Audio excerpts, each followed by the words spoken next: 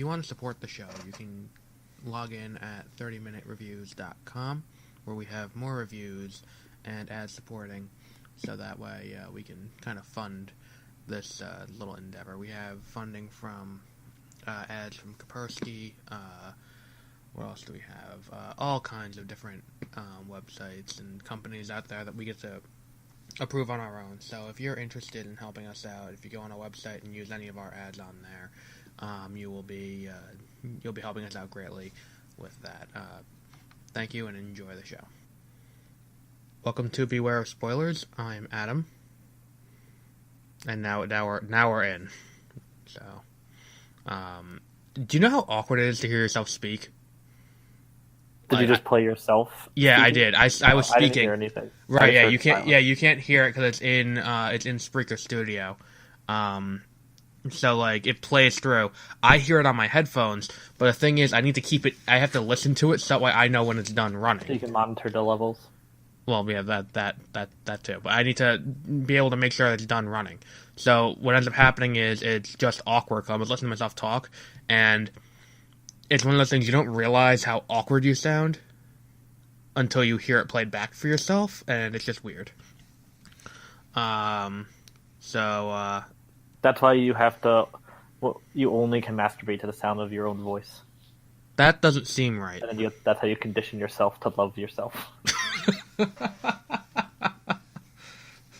And that's how you solve that problem. I'm a psychologist. So I don't know if you, if everyone listening is aware of that. Can you put your camera down a little bit? It looks like. Oh, you just staring at my forehead? I didn't even look at what my camera is. Yeah, okay, that's much better. There we go. It looks like a found footage horror movie. Okay. Yeah, because my brother doesn't like the camera where it is on. Cause if you can see his bed in the background. If you're listening to this, you know we're now well aware of the fact that I need to move the fuck out of my house. His bed's back there behind me, so he doesn't like having the camera pointed at his bed for whatever reason. So he'll like throw it on the desk. He'll throw it over the back of the computer, so it'll be hanging down off the back on top of the printer. He'll throw it onto the desk somewhere else. Turn it like face down into the computer. But then I fixed it, but I don't look at it to see what it's actually looking at, and we end up with a point at my forehead. So this week's big movie release. Well, at this point, last week's big movie release. Star Wars: The Last Jedi.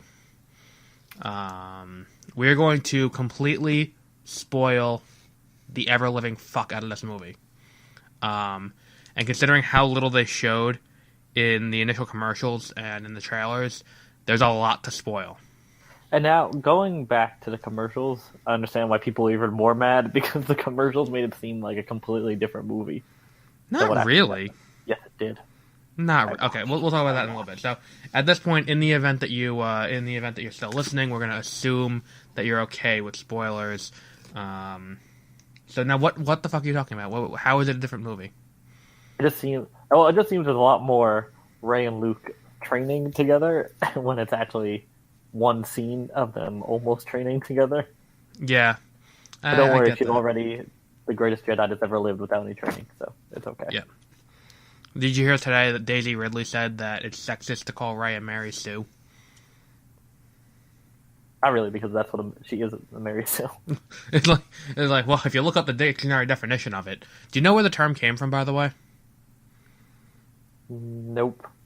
The term comes from a Star Trek fan fiction where there was a captain called Captain Mary Sue who all of the other captains fell in love with, and it was an erotic one, I think, and it went as you would expect. So that's where the term comes from, is where it's like they can do everything without training. They can, and they can, do all, and everyone loves them wherever they go. So let's talk about the number one problem people seem to have with this movie, and that's basically what we're going to frame this as, is let's dissect the problems. Many Asians. That was not one of the problems that I think people had with this movie. I was joking about that. Yeah, I good thing you clarified that. But I think they did, one of them they did make the Asian bomber pilot in the beginning a kamikaze pilot. That's a little racist. So number one, okay. So let's address the easiest thing to address. Can I say what my number one problem was, and I'll see if it lines up with the number one problem? What? Actually, I guess I had to think about it. I wasn't gonna say what the number. I'm not going in any particular order. I'm going in order that I remember them as. Cause I didn't write anything down after this movie. Okay, I'll just say if I agree or disagree. Okay, so the first problem that I noticed a lot of people had with this movie is it plays fast and loose with the laws of physics, even for Star Wars standards. Oh, that didn't really bother me, I guess. Where at the beginning of the movie, when they're doing the bombers, yes, the bombs just kind of fall out of the ship, and that wouldn't happen. Like gravity. Yeah, like gravity's like. Well, maybe acting on the dreadnought is so big that there's gravity. Yeah, well, that's one thing, and then the other problem is the entirety of the chase should have magnets. That was what someone else said, but then it's like, well, then wouldn't it just attract itself back to the bomber? I don't know. It's Star Wars. I don't have a problem with that.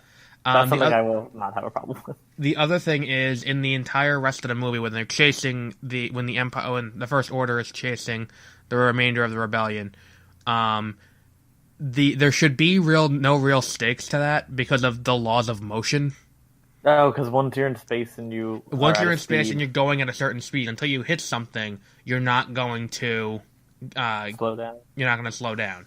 So it's not going to be like a ship running out of gas in the middle of the ocean where it's like they just kind of fall back and like sink in space and get blown up. You just kind of keep going at the same speed. Well, they would stop accelerating. Well, no, but they're not. Here's the whole problem: there's no need for them to expend any gasoline once you've hit the maximum speed.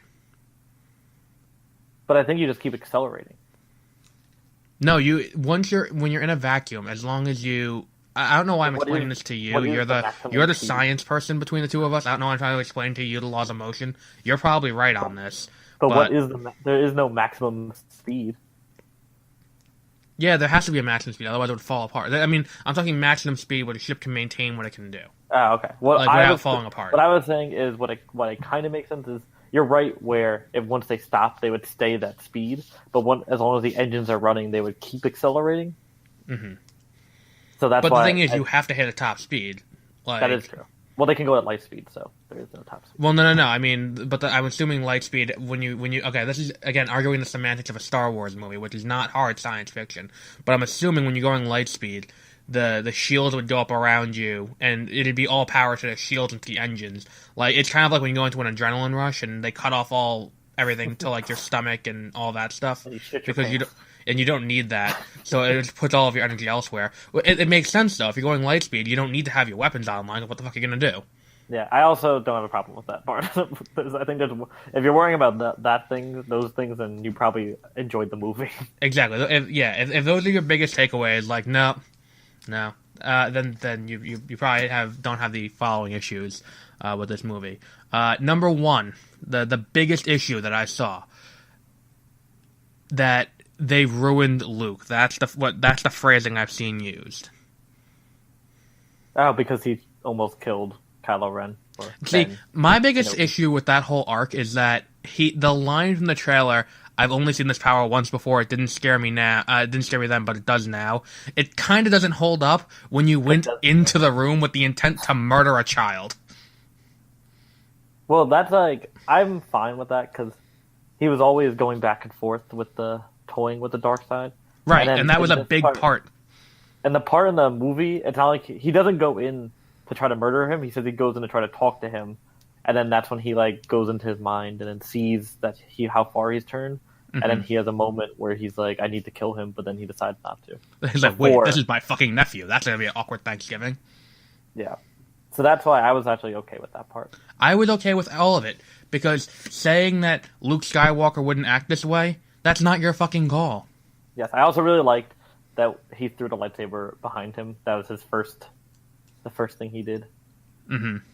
When Rey handed him his old lightsaber. Oh yeah, the whole movie felt like an indictment of the Force Awakens. It's kind of like when where what's it called?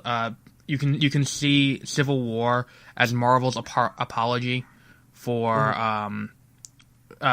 Age of Ultron, where they kind of try to right all the wrongs. And then I don't know if you can hear my dog barking in the background. Not really. Yeah, he's too small to make a lot of noise. But he's screaming at the UPS guy. So he, but like, this movie does the same thing, where it's like, who's Rey's parents?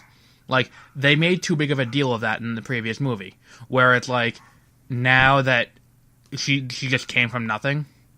I also like people are still putting like, who are Rey's actual parents? Exactly, it's like, still making YouTube videos about it, and they're like, how did Snoke live? Like, he didn't. He's dead. Shut up, Max. I can hear him now. Yeah, because he's standing outside my door. Yeah, and so I agree with that, but I also can see, because J.J. Abrams is writing and directing number 9, him just being like, these are her actual parents. Exactly, it's like, that's the thing, is like, it's written in such a way, that's my biggest problem with this movie, is that all of the things that Rian Johnson does to undo what J.J. Abrams did can be undone again. Nothing is done in a way where it's concrete and final. Yes. Where it's like, I think the best scene in the movie was Luke Skywalker live milking that alien, and then I don't know why that was a necessary scene. Don't know why that was needed in this movie. I like that he was very Yoda-like without blatantly copying Yoda. Yeah.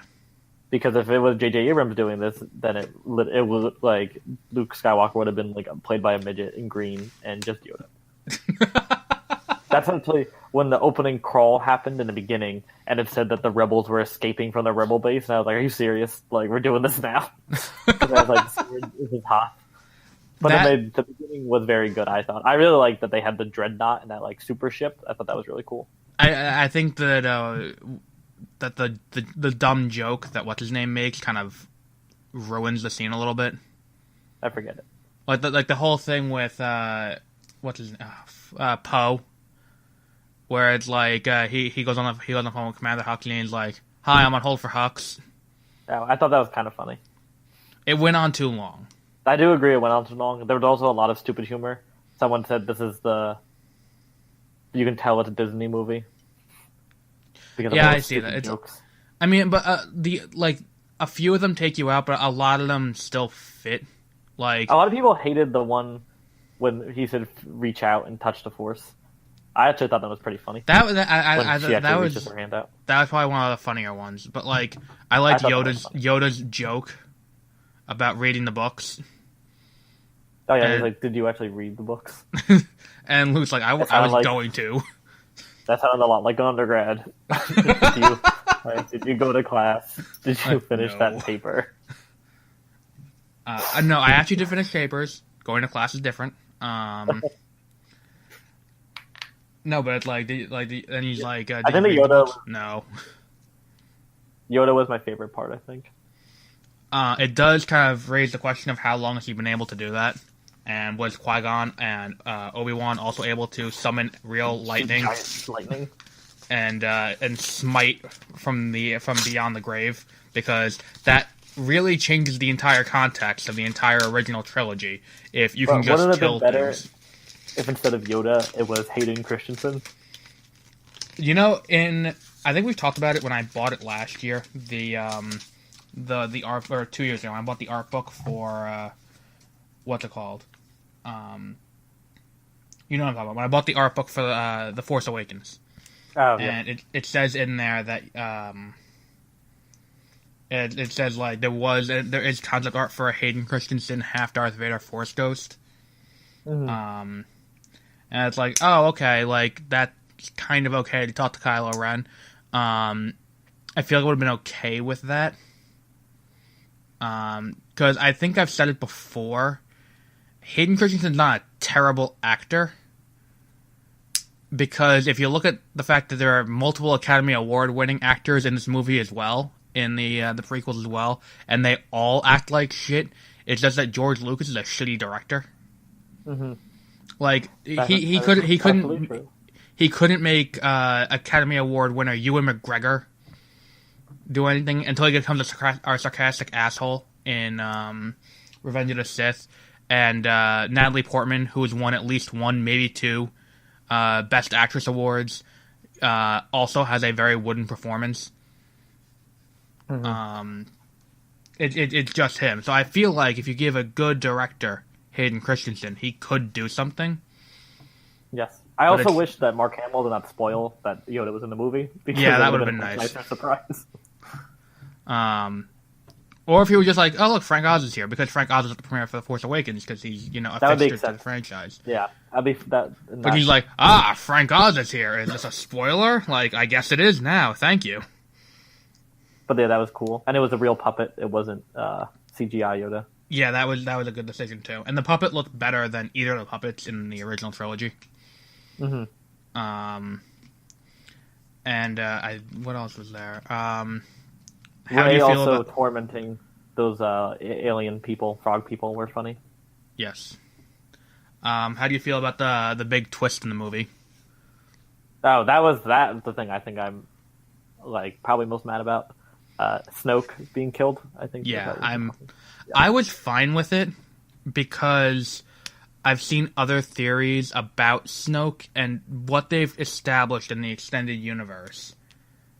The new extended universe. Since isn't it? Wait, I think I've also heard things too. I don't know. I'll correct me if I'm wrong. All right, but isn't it also tied into how the First Order appeared, or how the First Order was able to regain strength?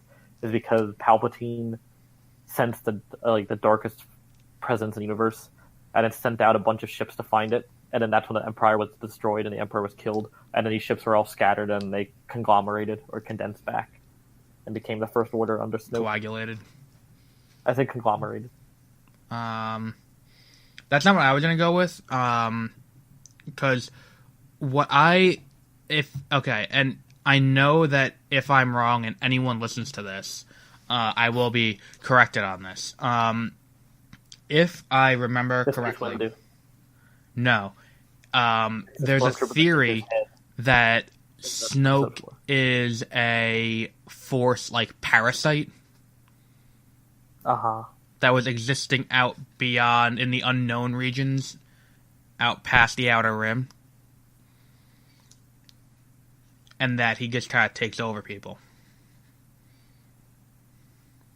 Yeah, so that's why he can connect people's minds with the Force and everything. Yeah. Also, it's also weird how big he is, because he is giant. When he puts his hand on Rey's face, his hand is 3 times the size of her head. But the thing is, too, Rian Johnson also made a good point about how it's people are whoa, why didn't you at least say who he was before you killed him? And it's because if he had an awkward monologue about how he was Darth Plagueis and Rey's okay, and who the fuck is that? You'd be pissed that I made a joke of revealing he's Darth Plagueis. Because there's no way for Rey to hear that he's Darth Plagueis the Wise, and her not be and her be oh, that's who you are. Kylo can be have you heard the tragedy of Darth Plagueis the Wise? And he just goes word for word what. Okay, but it's annoying because it's basically J.J. Abrams' fault because he set up Snoke to be someone that will be revealed. See, that's the big problem, is that this movie, if you ask me, is an indictment of fan theories as a whole, and how the overreactions that are happening is what happens when people have a fan theory and it doesn't match up with what happens. Because this is what happened when the last Divergent book came out. The book was as good as the previous 2. And take that as you will, because I hated those books. And what happened was they, when the last one came out, they didn't like the decision. Spoiler, they kill off Shailene Woodley's character in the book, in the last one. People were pissed that they did that. So they went on Amazon, they tanked it with 1-star reviews, and it's how dare you, why would you do this? This isn't how I thought it should have ended. But the problem is, there's a disconnect between the audience and the people who make media. The people who make the media don't owe you anything. They don't owe you to write the ending that you want to see. It's their responsibility to write the ending that fits the narrative. That's the big disconnect here, is that people are pissed now. That's like, oh, well, why didn't you reveal who Snoke was before you killed him? Because ultimately, it doesn't matter. What matters is for me, I guess I'm okay with that he died, but I wish he died in a different way. Because at least that's my problem. Is that he went out like a bitch. In a stupid way. Yeah. Like, you have this ultra powerful, and he's like, oh, he's turning the lightsaber towards his true enemy, and it's like, okay, like, good. Or at least if you're gonna do that, don't show me a close up of the lightsaber turning. Just kind of have it happen, because that'd be a bigger twist. Because when you show the lightsaber turning, it's like, oh, okay. They had some sort of big, like, not with Luke fighting Snoke. Mm-hmm. Even though also Luke knows who Snoke is, which is, I feel like maybe we could have understand how they know each other, but whatever. Well, Leia also knows who Snoke is, because in the previous 2 movies, she's like, oh, well, Snoke turned Ben. And it's like, okay, well, why don't we say who the fuck Snoke is? That's why. In the previous one, there's even less of a reason for her to not say it. Mm-hmm. Because, like, you're calling him Ben, why don't you call Snoke who he really is? Yes, that is true. And then I forget what else. Oh, no, yeah, I think it would have been better. I'm fine with him dying, because then at least it's separate from the original trilogy, where the Emperor is, like, you have to wait till the end to fight the Emperor, and then the Emperor dies, so I like that now the new Emperor, I guess, is dead, and now Kylo tried to turn Rey so they could rule together, but then he is now ruling everything. Mm-hmm. So I kind of like that part. Now, the other thing is that people are annoyed, like, oh, you only killed Snoke off in the second movie. Keep in mind, in Empire Strikes Back, the Emperor was only shown in a hologram talking to Darth Vader. Then in the next movie, he's sitting in a throne room, and he gets killed by Darth Vader. In The Force Awakens, we only see Snoke talking to Kylo Ren. In the next movie, The Last Jedi, all we see, he's sitting in a throne room, and is killed by the traitorous Kylo Ren. So if you didn't have a problem with it there, you shouldn't have a problem with it now. The difference is now you had a fan theory about who it is because J.J. Abrams fucked up how you write a Star Wars movie. Don't get mad at this movie because it didn't live up to what your expectation for the story was going to be.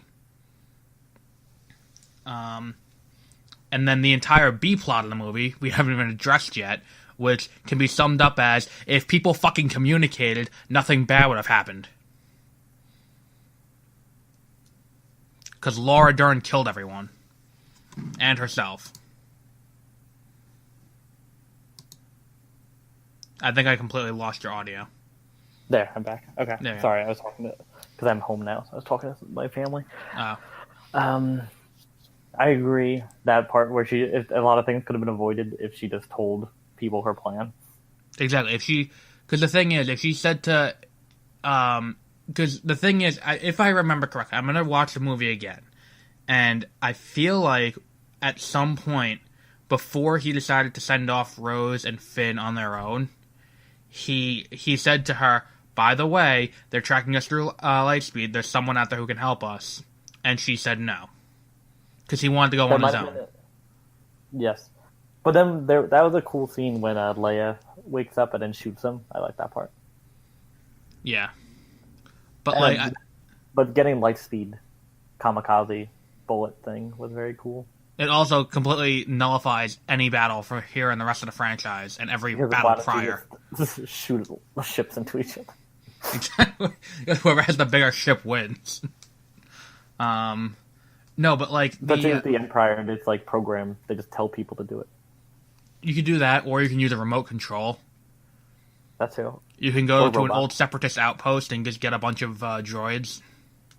Mm-hmm. Know what I'm more actually mad about? Why isn't C-3PO in this movie more? I was more annoyed that he was in the movie at all because his purpose is run its course. What they should have done is when they were like, only one person is a good enough code breaker. They should have said C-3PO. There we go. That would have been better than the entire plot with Finn. Exactly. There was that whole thing, and the thing is, it amounts to nothing. That whole scene amounted to nothing. And Benicio del Toro's character was also kind of annoying. Who, Finn? No, Benicio del Toro. Oh. I liked him. It was. By the way, I just felt like, why is he in this movie? it's because they had a 2-movie contract with Disney, and he already did it in Guardians of the Galaxy, and they didn't want to use him again in Infinity War. So like, hey, let's put you in Star Wars, and here we are. And then the what's his name? He's in The Leftovers. He was the guy with the rose on his jacket. Oh, the actual guy who looked a lot like what if they recast Howard Stark. Oh yes. Like if they recast Dominic, whatever his name is, from Preacher. Yeah, that whole subplot was really dumb. Yes. Like the fact that she screamed, the fact that didn't she say something about like putting her fist through the capitalistic planet? Like, go fuck yourself. Yeah. Like, because I was like, oh, I definitely would want to fight for these people if I could go on this planet. That'd be fun. Like the whole thing is, I do like that it did introduce a gray area to Star Wars, because Star Wars has always been very black and white. Yeah, because when he showed, let's see who this guy sells to, and yeah, it's like all the Emperor ships, and it's like, oh, look at the Resistance. Here's a new X-wing here's a new toy you can buy. See. Also, I just saw a funny joke today, and it was the guy that said it's salt, because they had to make sure, like, hey everyone, like, this planet is made of salt. It's not snow. Exactly. Just to make so it's way different. Like, it's not. Like that whole. I honestly thought they were on Hoth, because the base looks exactly the same. By the way, there were 3 or 4 times during that final part where I'm like, they're just gonna fucking cut to the credits and they're gonna save this for the next movie. I thought the movie was over after Laura Dern shot through the. Yeah, and then they arrive on the planet, and then it's like, oh no, here comes the Empire, and then I was like, scene from the trailer. This movie. Because the scene in the trailer where they're going out with the things trailing behind them to go and attack, I'm like, they're gonna fucking end the movie with this. And also, what salt turns red? That confused me. Okay, that's the lead. Again, this is a Star Wars movie. I think this is the least of it. It's just to create a cool effect. Like, I feel like a lot of the decisions made in these movies are because you can make a cool shot, like, once, and that's it. Also, Finn should have died. Yeah. I was fine, like, when he was kamikazing himself, I was completely fine with that decision. It would have made sense for his character. Because, like, because he was a coward, and now he's gonna, man up and, do his, like, he's gonna serve his purpose to the rebellion and save everyone. Yep. And apparently that's also that other Rose, is that her name? I forget. Yeah, Rose. It's his love interest now, because a male and female character cannot be friends without exactly. falling in love with each other. And then Rey and Poe are obviously going to fall in love with each other. I am annoyed because I was completely on board with Finn and Poe being a gay couple. Like a gay couple? Yes. That would have been Star Wars more LGBT. BuzzFeed made a list, and it was like top 10 reasons why there weren't as many LGBTQ characters in Star Wars. Because at what point is, like, it's one of those things. It's not like if you're gonna say that there's not enough minority characters, you can say that because it's something that you can, like, look at someone and tell. Like, unless you're gonna say Laura Dern is gay because of her pink hair, then that's what that's what they put her picture. Like, why does she have to be gay? Exactly, because, like, does she have pink hair? Like, just she has pink hair, she's gay now. And what was the other? How did you feel about Carrie or Princess Leia force flying through space? I feel like what happened was they should have. That's where they should have killed the character. I bet they wish they killed the character. Exactly. I think because I understand why they did it. They wanted to show that Leia does have some force ability. But we've already seen that because she knew where Luke was in Episode 5. That's not the same thing. They want to show her to have, like, powers like Luke. But no, here's the thing is, there was no cool way to do that scene that wouldn't have looked ridiculous. Nope. Like the whole scene is just stupid. Then what was the other one? Hang on, I'm sending you a picture that I saw. This is the cocaine one. No, this is a different one. I sent you the cocaine one. This is a different one. I like the cocaine one. I think they should have just killed her there, and because that would have been a fitting end to her character. Well, no, Carrie Fisher's face on Superman's body.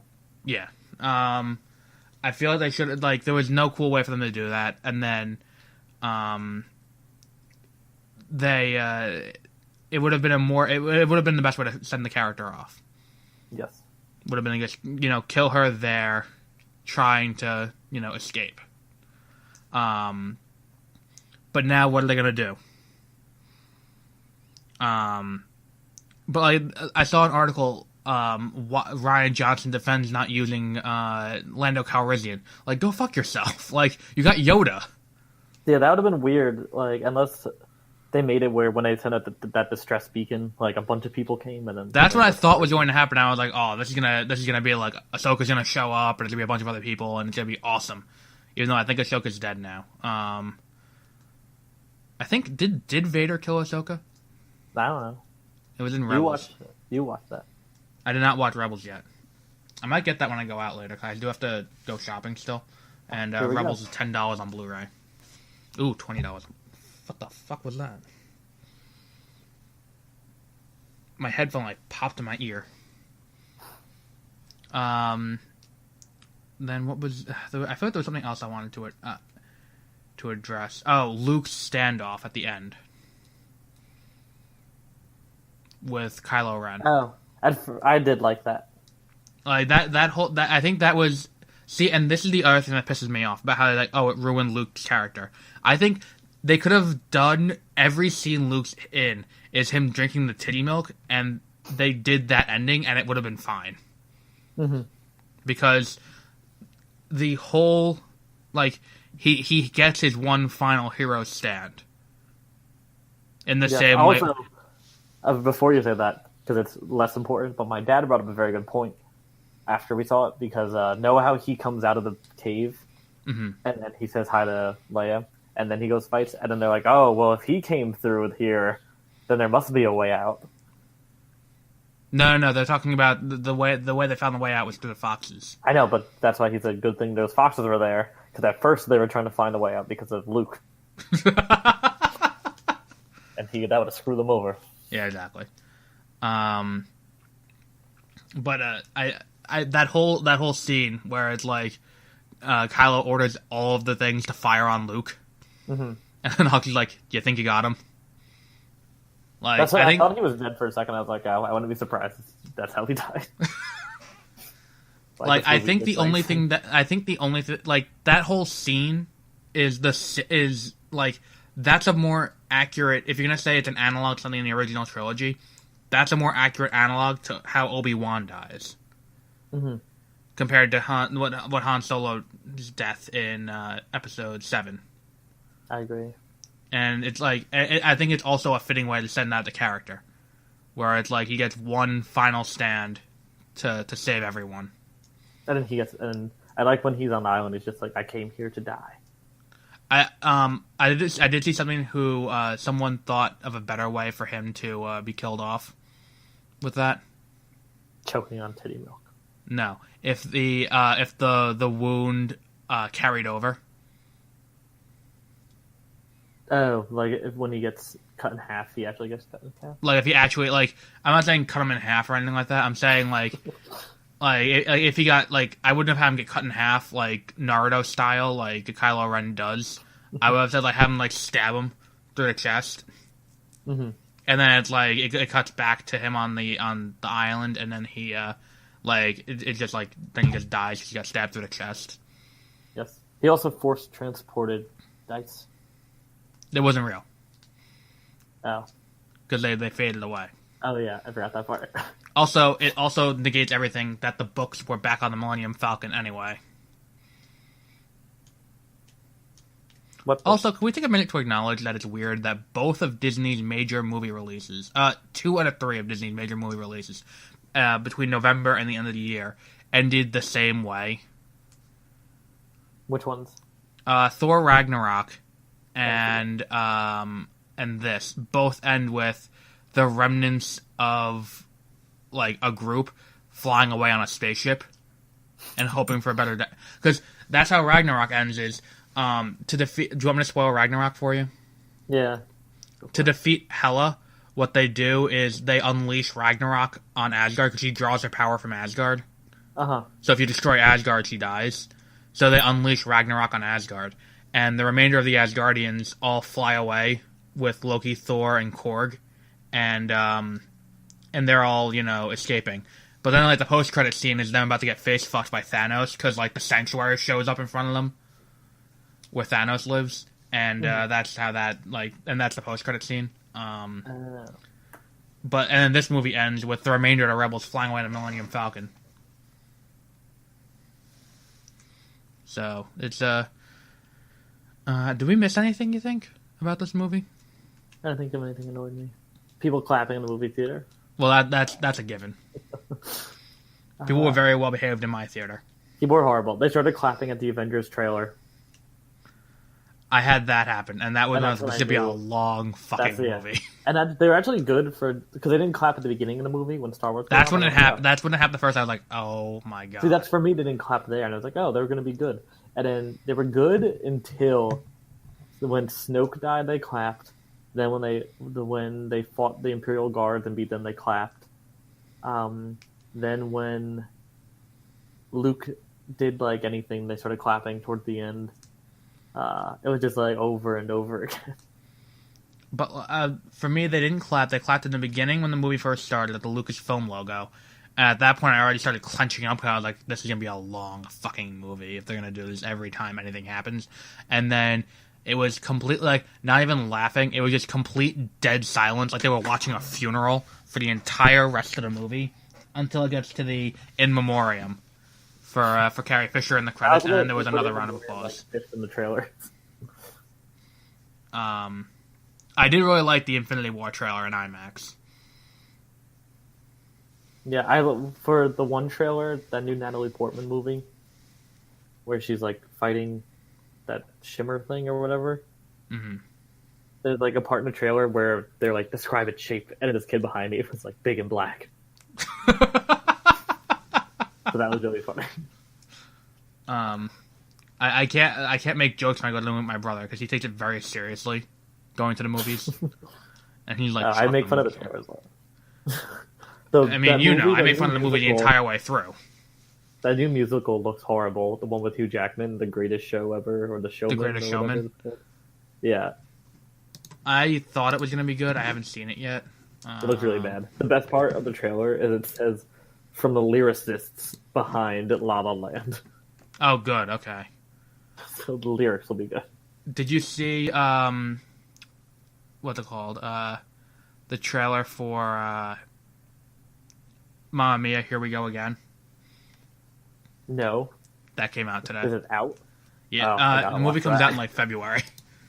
I usually don't watch trailers, except there's two exceptions I made for Jurassic World and then for Mamma Mia. Oh wait, I do have a crazy thing to say.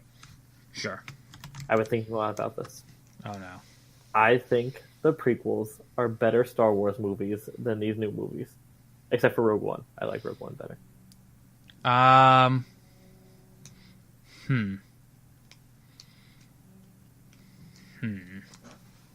I think that if it weren't for The Force Awakens, then I would like these movies better. These two movies. The Force Awakens kind of ruins it, I think. They're much more original movies. Well, I'm not even like fine. Like, I'm fine with the fact that they're like the first one. I understood why they had to rehash A New Hope, because if you think about it, the brand Star Wars didn't have the best connotation following what happened in the 2000s, where the prequels kind of screwed the whole thing over.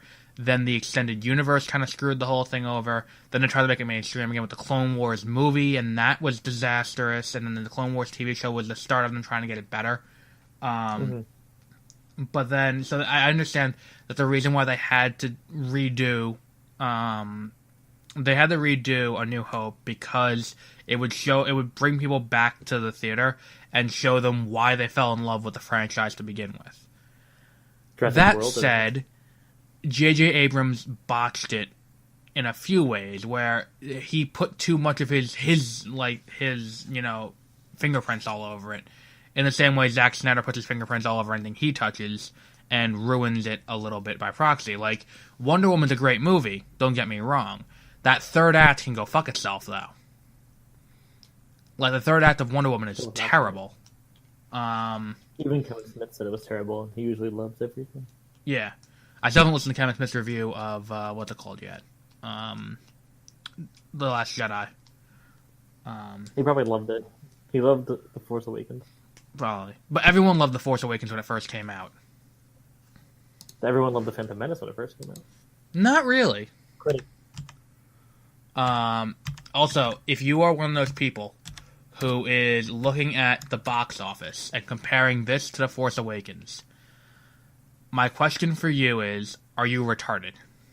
Oh, wait, is it doing not as well? It's not doing as well as the Force Awakens. But it's still, like, making, like, $400 million or something. It's, so far, it has made, $278 million domestic. Okay. Pretty good. It has outgrossed, to date, Coco, which has been out for a month. They're self-cannibalizing. It has outgrossed, to date, Justice League. Oh, yeah.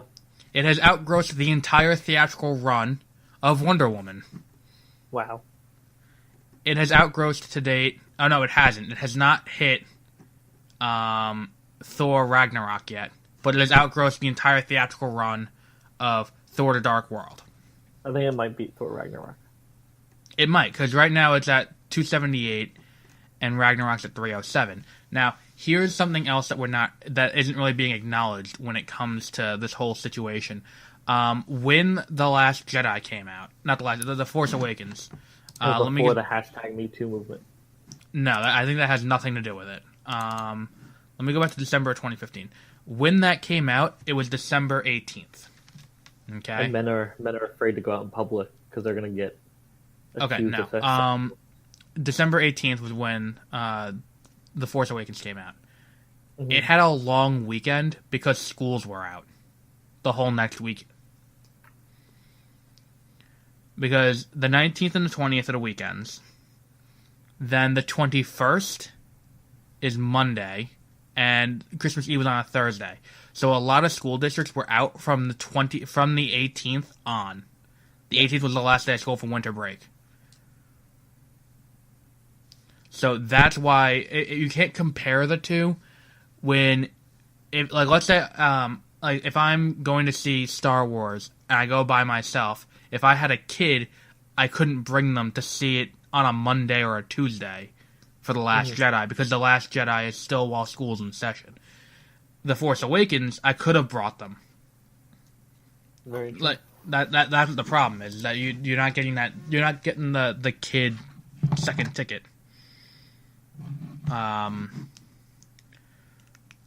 Let's see what is there a projection for whether? Let's see what else they got.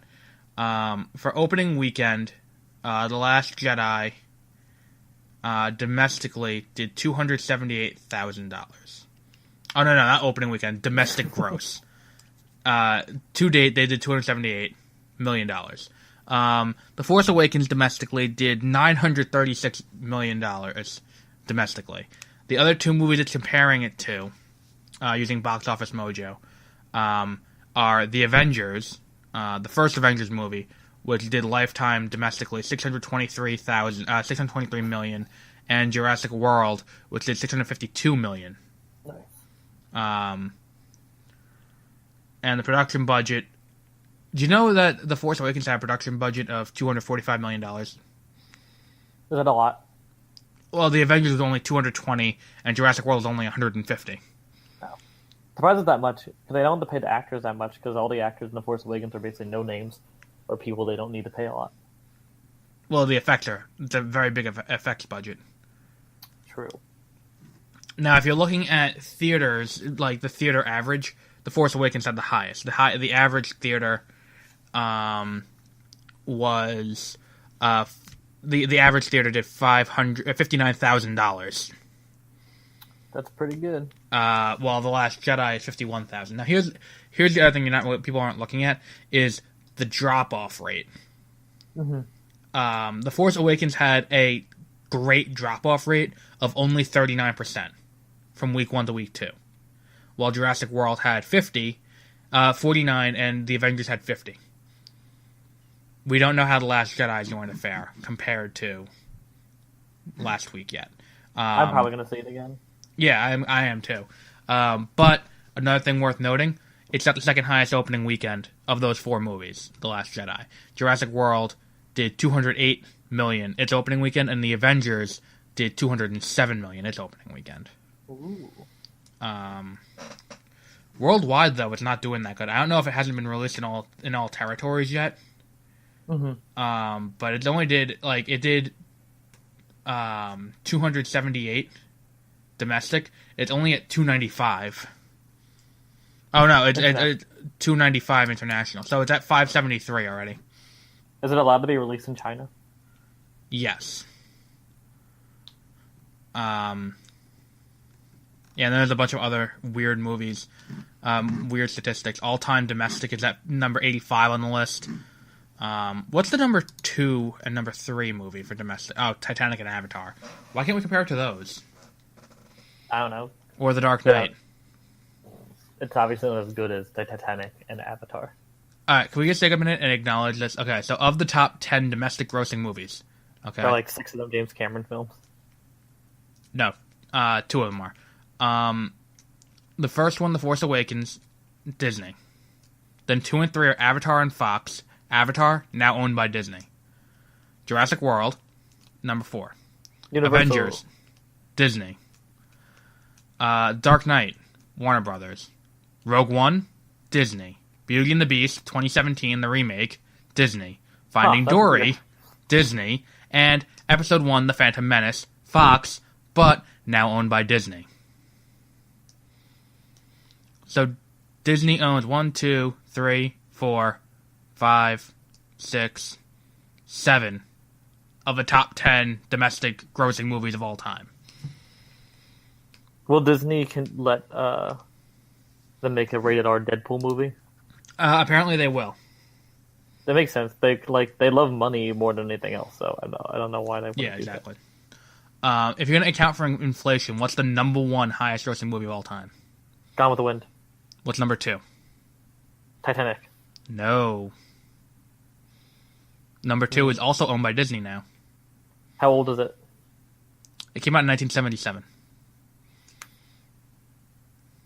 Deliverance. Nope. I don't know then. Star Wars. Oh. Number 3 is also owned by Disney now. That's the Sound of Music. Oh, I saw a really funny video today. It was the honest trailer for Jumanji. What did they say about it? Just the funniest part was, it was just like, because it is an amazing movie, but every single like graphic, basically almost every single graphic that comes up is saying run in different ways, but they never run until it's too late. Because it's like the stampede or the plant or the bees or the monkeys or like all this other, or the alligators. Every single one is run to run. But the funniest part is they were just talking about how it doesn't need someone to do a remake; it just needs a remake, not a reboot or something. Mm-hmm. Because and then they just showed a scene where the hunter goes into the convenience store and he starts shooting at everyone, and he's just like, "Freeze, or I'll blow your head off!" And he's just shooting at people in a store.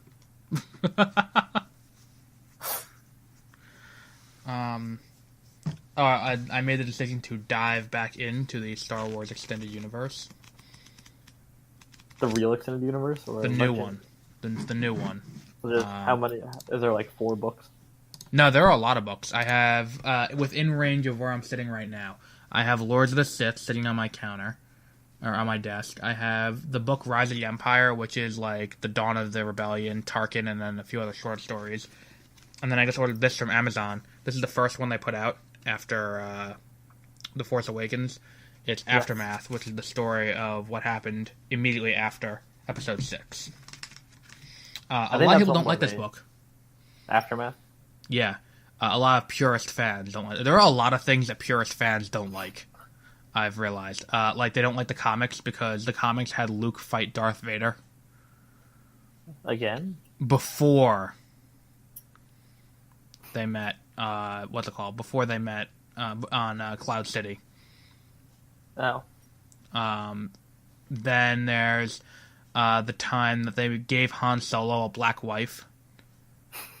And people were not happy about that. Isn't there times like someone has sex with a ghost or something? Probably somewhere in there. But people are forgetting all the other dumb shit that's happened in the extended universe, like Luke with 2 U's, the evil clone made in the book that everyone loves, Heir to the Empire, which is the story of, what's his name? The blue guy. I don't know. Who's the admiral? Mishi? No, the admiral that everyone fucking talks about that they just introduced on Rebels. That's like, oh my god, they're bringing this guy back. What the fuck was that guy's name? I googled Luke Skywalker, Star Wars Luke sex ghost, and it was. Although they're all boring, and it's just like what happened to Luke in the Last Jedi, but one of the lines is Luke Skywalker may still be a virgin in the Last Jedi. Yeah, and then if you look up Luke Luuke, it's Luke. Cloned from his severed hand. And Thrawn, that's the guy's name.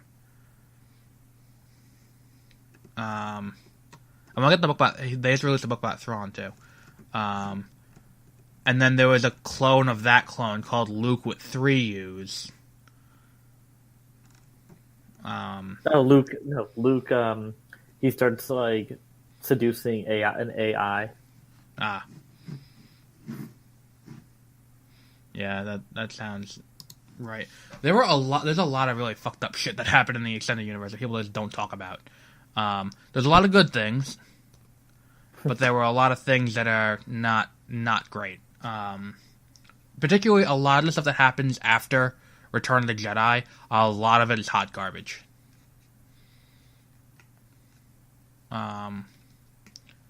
This is it. Dude, okay, wait. There's also a comic where Darth Vader's plan to destroy the rebellion is they wanted to ruin the rebellion's credit, like their credit score. So Darth Vader and 2 of his allies go down to Casino Planet, and Darth Vader isn't disguised, and he's disguised as a giant fish monster. Is that new or is that old? It's from, I guess it's before the prequel, so older. That sounds stupid. Yes. Why wouldn't he go to the banking clan and have them handle it? Like, that'd be a smart thing if you ask me.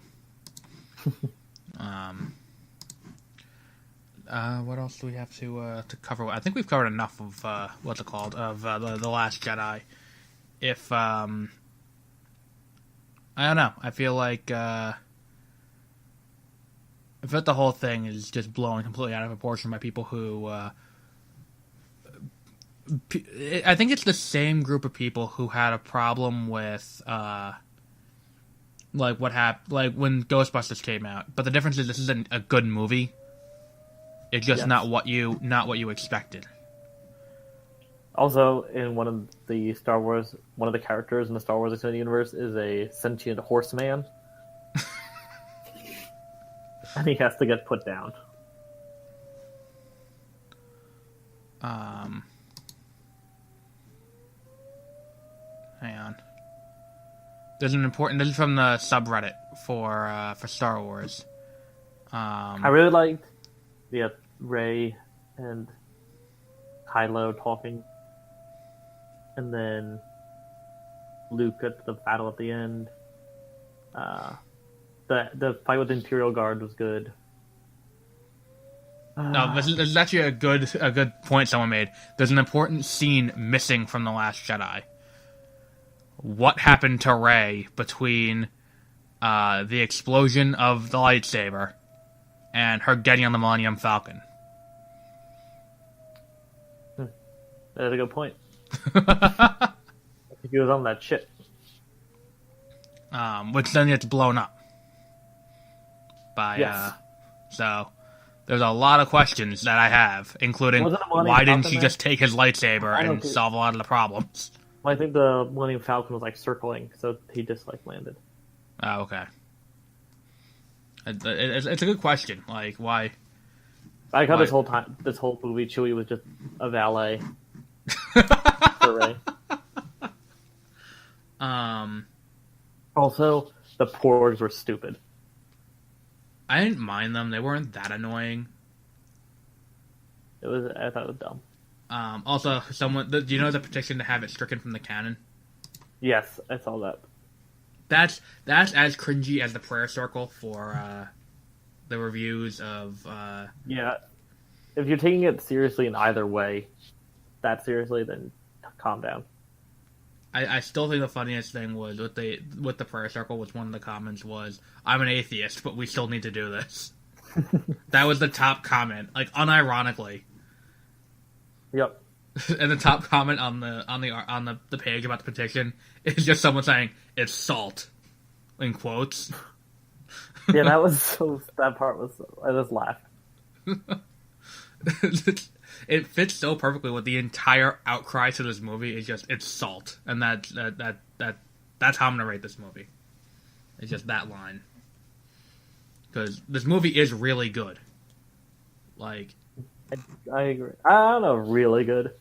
I think I would give it a 7 out of 10. Okay, so where would you rank it of the existing 9 movies that have come out? Oh my god. Oh, I need more time for that. But I think I like it more than The Force Awakens. I like it more than The Force Awakens. I like it more than Return of the Jedi. I like it more than all the prequels. I like it more than Rogue One. I like Rogue One better. I don't know. See, here's the thing about Rogue One that Rogue One has going for it. I like Forrest Whitaker whisper screaming at me. I think the best thing about Rogue One, if you watch Episode 4 on its own, it's one thing. Then if you watch Rogue One, then watch A New Hope right after, it's an entirely different experience. Like, am I right about that? I had not done that. Because it's like, if you watch, like, that was my first thought I had after I left the Force, the Rogue One. As soon as I left, that my first thought was,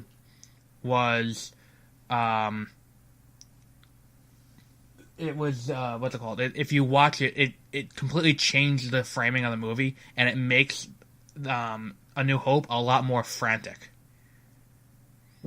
Considering how they used the Death Star to destroy the space Vietnam, then they immediately fly off with the plans and get immediately apprehended.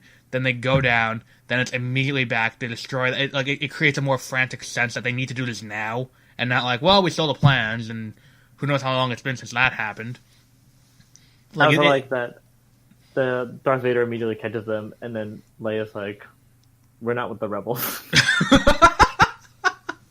After he kills like 30 rebels. It's like that scene. I don't know if you've ever seen the scene from The Simpsons when Bart has the yo-yo, and he's playing with a yo-yo in class, and like it cuts to the teacher, and she's talking, and all you hear is like a glass shattering, and it cuts to the fish tank in the classroom with a hole in it, and the fish are all over the floor, and the yo-yo is in the fish tank, and the string is going back to Bart's finger, and he's like, "I didn't do it." That's literally what that scene is. It's just like you have some fucking nerve to say you have no idea. Like, they watched you fly away in that exact ship, and you're like, I have no idea what happened. Yep. I saw someone is like, I would rather not have Star Wars be written by a giant group of angry fans.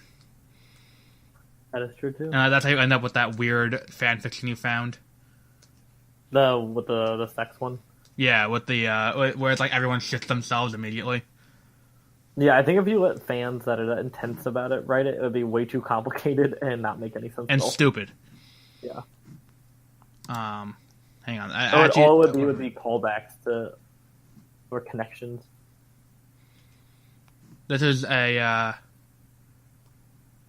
this is what someone said a year ago on Reddit. That, in terms of character arc, I could see them making him something like an anti-Vader, starting with the assumption that he's just a puppet of evil overlord, and then of course he can be redeemed. Then as the movie goes on, he becomes more evil and unredeemable in his own right. Then making Snoke a red herring when Kylo Ren was a real big bad all along. And then the next comment is, I think at one point in the trilogy there will come a climax where Kylo and Snoke are led to a confrontation similar to the one that Vader had with Palpatine Return of the Jedi. And instead of the pupil destroying the master to save the loved one and redeem himself, Kylo will kill Snoke as a selfish act to become more powerful and to further attempt to prove himself as the most powerful Sith in the galaxy. They were spot on with that. I commend them for correctly guessing that. Yeah, that was Ryan Johnson on Reddit. So you would rate this movie a 7 out of 10. I would rate it I would say an 8 to fit the number. I do have concern going forward into J.J. Abrams. Yeah, that's my only concern is that he's not gonna stick the landing on this. And apparently, one of the things I've read online is that there was no plan for the trilogy at all. I feel like it's not even a trilogy too, because they're just gonna make it episode 10. No, they're not going to do episode 10 immediately, they said. They're going to wait. We'll see. Oh, and Thrawn, the book Thrawn. If you're so you know about the what's it called? The Yuzan Vong. Mm-hmm. Thrawn what's it called? Implies they still exist. Okay. That's the outside, the outside thing that invades the galaxy. Oh, yes. That's immune to the Force. Mm-hmm. That would have been a good extra next trilogy. That's what I've heard people say they want to happen too. Because that would be a good, if you're going to do episodes 10, 11, 12, that's what it should be. Is that it's like, here's an enemy that the Force cannot help you with. And does not care about the Force. There's a lot of things that haven't been explored that'd be really cool. So we're gonna do one other episode before we end out the year. Not today. We have one more episode to do, our year in review. How many movies have you seen this year? Like from the DVD? I guess new releases that came out this year. 4 or 5? Probably more than that, actually. We're gonna do. You know how we've done the previous few years where we rank them. Yes. I've seen a lot more movies than you have, so for the effort of time, I'm going to only do my top 10. All right. I might have seen 10. I feel like go back through. Because I've seen. Did you see an Inconvenient sequel? No. I did in theaters. That was a rough showing. But we'll do that probably next week for New Year's. So we'll be back with that. Yeah. So, any other final thoughts before we sign off? Everyone should go see Jurassic World: Fallen Kingdom. Yep, next year. And I do also think if you have not seen this movie and you are waiting for someone to say you should, this should be the sign that you should. I think you should see it. It's worth seeing. And just don't take it too seriously because it's a Star Wars movie. Yeah, exactly. Also, I wanted to say one more thing. Rest in peace to Admiral Akbar. Oh, yes. Who met a cruel end in this movie. Well, I always forget he didn't die until I see him again. He was in The Force Awakens briefly. I know, but I always think he dies in Return of the Jedi. Mm-hmm. That was a shame. So yeah, so we will call it a day with that final thought. Good night.